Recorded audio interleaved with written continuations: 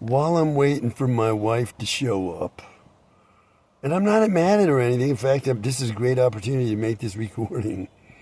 I'm in our car, and I got time, so let me make this recording about what I'm calling a scripted commenter for the secret police of the United States. Now, I have only learned that such people exist over the past 10 years of my life, when I've been under this bizarre surveillance by secret police.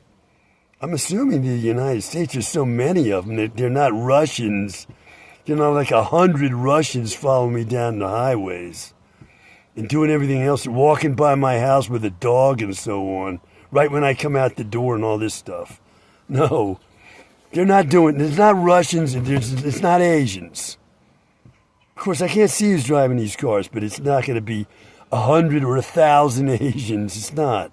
So you can forget about Asia being, it's not the North Korean secret police, unless they got double agents. They would be double agents. They'd be United States citizens working for North Korea. I don't think so. Okay, so these are Americans, and I've learned that this exists over the past 10 years. I never knew before the past 10 years, when I've been experiencing this all the time now. These are what I call scripted commenters for the secret police, and what they'll do is they'll listen in to like what I'm saying, but you see anybody listening to me now? Nobody can hear a word I'm saying. Okay? Nobody can hear a word. There's nobody around. And yet, here's how they work this. They're listening in now to my phone that's hacked. And so when I go out in public, here's what happens. Somebody comes up right beside me, faking like they're talking into their phone, like this. And they're going to be saying something like this. You see anybody around me right now? Look around you. You're not going to see anybody. Yeah, my phone is hacked. And right, exactly what I'm saying now. You see anybody can hear me? And he says, and he'll say that too. And you see anybody can hear me?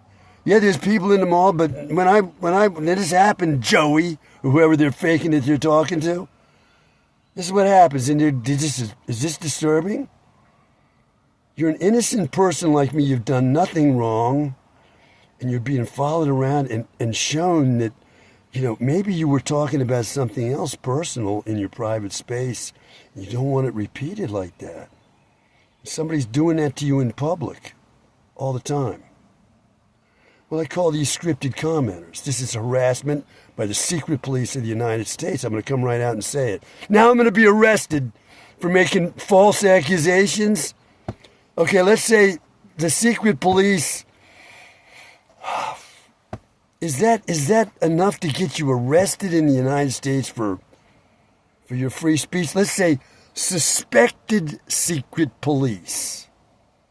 Okay? I'm not saying that it is the secret police. I'll say I'm being harassed this way by suspected secret police. Okay? Now, let me go on and try to get to my subject here, which is long ago when I was working at Montgomery Mall as a bookstore clerk while in college, I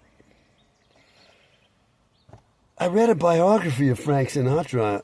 I'm sure I did. Or, I was reading a lot of biographies back then, and so this story might have come up in somebody else's biography. Like, I did read a biography of Jerry Lewis, which talked about Jerry Lewis and Dean Martin. And there were lots of biographies I read where this story might have come up. So I did not like Frank Sinatra, so I don't think I ever read a biography of Frank Sinatra. I didn't like him. Well, let's put it this way. Let me qualify that. I didn't like his singing, which is why he was famous. I didn't like his singing. It's Frank Sinatra. This gross. I don't like it. But I liked his acting. I did. I liked him as an actor. He was a good actor. I liked him. I could talk about that because he's supposed to be present in the movie The Godfather as that singer who goes up to the Godfather, played by Marlon Brando, and he's like complaining that no one will hire him to act. Godfather, I don't know. And the Marlon starts slapping him. I want you to act like a man. He's slapping him in the face. So he's not represented well in that movie. Okay, now I liked Frank Sinatra. I'm going back. I'm walking this all back. I did like Frank Sinatra as an actor. As a person, I don't know anything about him really. You know, I don't know much about him. My mother saw him in person at Atlantic City. She was up there. Her aunt took her and her brother and sister up there one time on an outing. And she walked into this, I guess it was a bar. And it was like off hours. I guess we could get a drink or something, like Coke or something. And he was seated. Frank Sinatra, the skinny kid from New Jersey, was seated, like near a piano. And that was Frank Sinatra right before he became famous. My mother saw him in person that way and recognized him. Did she like him? She never listened to him. We didn't have any of his records. And I never heard her say she liked Frank Sinatra. She never listened to Frank Sinatra singing. It was never in our house. Okay, let me go on. I'm trying to think what I was going to talk about. Oh, yeah, scripted comments. So I read this story about Frank Sinatra that he was in a restaurant, I guess in Las Vegas, having something to eat, and he didn't like what he was hearing from somebody sitting nearby him. This is what I read when I was like 20 years old, 21 years old. And I was just thinking, I read this and let me go on. And well, as he's passing by that guy who's making these comments that are bothering him while he's eating, he takes an ashtray and he slams it down on that guy's head. So hard that the guy requires brain surgery. Okay, that's how hard he did it. Now, at the time I was thinking, Jesus, the guy really has quite an anger to have done that. Did he go to prison or anything? No. Go to jail? No. Why is this important? Because I'm thinking about it later in life because my whole life was wrecked on far less than that. Far less, and this guy didn't even go to jail for that. And my life was wrecked on, as I said, I don't know how many times I can say it, far less. So that's maybe why I'm still thinking about this that happened. Now, at the time I just thought, oh, this guy exploded. Wow, what an anger he had to hit somebody like that because he didn't like what he heard. Well, here's what I think happened for real, okay? Where did you normally see Frank Sinatra when he appeared in my life?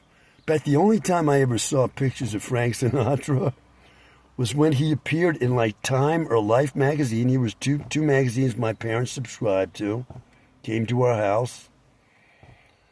And I'd be looking through those magazines and they'd have a picture of Frank Sinatra and like 3 or 4, what they're describing underneath is, these are mafia bosses all together with Frank Sinatra. And they're all there smiling together. So people were thinking that Frank Sinatra had some connection with Italian organized crime. That was the thought. So later, all these years later, under these 10 years, when I'm subjected to these scripted comments, suddenly the light comes on. And I realize what happened there, what must have happened. That guy bothering Frank Sinatra while he ate, he was a scripted commenter for the secret police. He had to have been. Because when did Frank Sinatra act this way? There are no stories that I've ever seen of Frank Sinatra behaving in this way. He behaved in this particular instance because he was up against one of those scripted commenters. He didn't like what he was hearing, and he was being disturbed by this person. So he banged that ashtray down on his head.